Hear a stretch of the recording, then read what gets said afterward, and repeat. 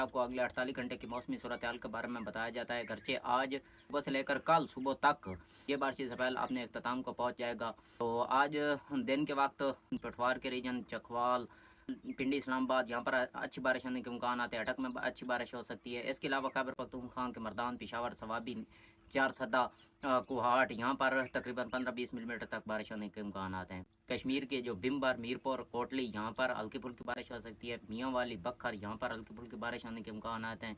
DI Khan, Nurpur, थल तक हल्की फुल्की बारिश होने के इम्कान आते हैं आज दिन के वक्त। लेकिन आज रात को ही ना 19 सितंबर की सुबह से पहले नारोवाल, सियालकोट, गुजरात, जेलम, मंडी बाउद्दीन, हाफजाबाद, लाहौर, कसूर, शेखुपुरा, गुजरांवाला, फैसलाबाद, चिन्योट, सरगोदा यहाँ पर अच्छी बारिश होने के इम्कान हैं। इसके अलावा 20 से लेकर 30 सितंबर तक मौसम खुश्क और गर्म रहेगा। अलबत्ता आप यही समझें कि 15 अक्टूबर तक ना कोई बारिश से पहले टेम्परेचर तकरीबन 35-36 तक रहने का इम्कान है और शदीद गर्मी रहने का इम्कान है।